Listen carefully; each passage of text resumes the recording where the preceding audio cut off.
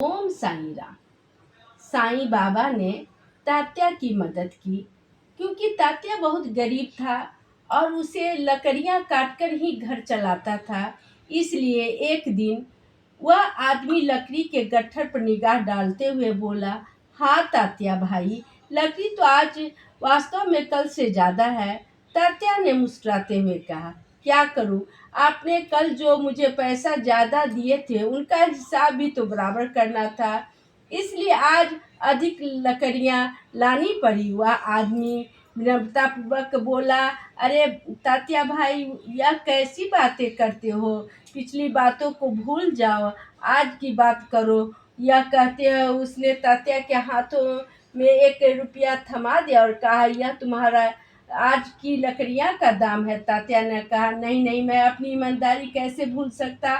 कल आपने मुझे कुछ पैसे अधिक दिए थे, तो आज मैं तुम्हें उनके बदले कुछ लकड़ियां अधिक दे रहा हूँ, जिससे मेरा तुम्हारा हिसाब बराबर हो जाएगा। इस पर वह आदमी बोला, अगर तुम अपनी ईमानदारी निभा सकते हो तो क्या मैं अपनी ईमानदारी नहीं निभा सकता। इस प्रकार तात्या को उस आदमी की अडिगता के आगे झुकना पड़ा और विवश होकर उसे वे पैसे लेने ही पड़े। तात्या लकड़ियां बेच कर अपने घर की ओर चल दिया। अभी वह कुछ दूर ही गया था कि उसकी कुल्हाड़ी की याद आई। वह अपनी कुल्हाड़ी जंगल में ही भूल गया था, अतः वह तेजी से जंगल की ओर दौड़ पड़ा। वह उस स्थान होकर गुजरा जहाँ अभी अभी अपनी लकड़ियां बेची थी। उसने उस आदमी को खोजने की कोशिश की जिसे उसने लकड़ियां बेची थी। वह सोचने लगा कि इतना बड़ा भारी गट्ठर लेकर वह आदमी कहाँ चला गया, उसे कहीं यहीं कहीं आसपास ही होनी चाहिए। खैर वह अपनी कुल्हाड़ी लेकर घर चला आया। घर आने के बाद उसने रुपया अपनी माँ को दिया।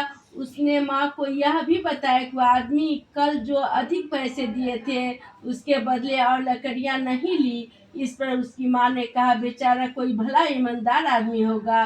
कुछ देर के बाद तात्या उसकी माँ भोजन लेकर मंदिर की ओर चल पड़े। मंदिर पहुंचते ही तात्या ने अपने साथ घटी घटना बाबा को बताई। बाबा बोले, तात्या, ईश्वर संतान इंसान को उतना ही देता है जितना वह चाहता है, इसमें कोई शंका ही नहीं है। इंसान बिना परिश्रम के कुछ नहीं पा सकता, लेकिन यह भी है तय है कि उसके धन की प्राप्ति में उसके कर्मों का बहुत बड़ा योगदान होता है। चोर डाकू भी लाखों रुपए लूट कर लाते हैं, मगर फिर भी वे गरीब के गरीब ही रहते हैं। न तो उन्हें चैन सुकून की नींद आती है, न वे भरपेट भोजन कर पाते हैं। इससे अच्छा तो एक गरीब आदमी है जो मेहनत मजदूरी कर पैसे कमाता है और बड़े आराम से बिना किसी भय के अपने परिवार का भरण पोषण करता है। तात्या ने हैरान होते हुए बाबा से पूछा, मगर बाबा, बहुत ढूंढने के बाद भी वह आदमी मुझे कहीं नहीं दिखाई दिया, पता नहीं कहाँ गायब हो गया। बाबा गंभीर मुद्रा में बोले, तात्या, ईश्वर की लीला ही निराली है, कोई भी उसे अपनी साधारण आंखों से नहीं देख सकता।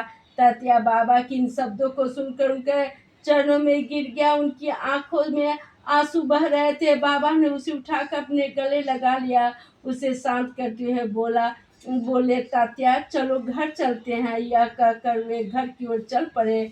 घर पहुंचते ही बाबा उस कोठरी में गए जहां बाईजा माई सोया करती थी। उन्होंने कोठरी में नजर दौड़ाकर देखा तो एक चरपाई बिछी हुई थी।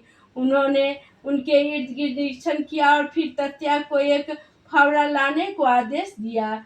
कुछ देर के बाद तात्या फावड़ा लेकर आया, मगर उसकी और बाईजाबाई की समझ में नहीं आ रहा था कि बाबा ने फावड़ा आखिर क्यों मंगाए हैं। बाबा ने तात्या से कहा, तात्या, इस चरपाई के दाएं पाए के नीचे खोदो। तात्या ने जिज्ञासा पूर्वक पूछा, यहाँ क्या चीज है बाबा। बाबा बोले, पहले तुम खोदो तो सही, तभी तो पता चलेगा। तात्या ने खोदना शुरू किया। थोड़ी खुदाई के बाद ही अचानक उसका फावड़ा किसी धातु से टकराया, जिससे खन की आवाज आई। तात्या ने फावड़ा चलाना बंद कर दिया। बाबा ने उसे मिट्टी हटाने के लिए कहा। जैसे ही तात्या ने मिट्टी हटाई, वहां एक कलश की आकृति का बर्तन दिखाई दी। पूरी तरह मिट्टी हटाने के बाद वहां उन्हें एक तांबे का कलश मिला। बाबा ने तात्या से कहा, तात्या, इसे बाहर निकालो। तात्या ने वह तांबे का कलश गड्ढे से बाहर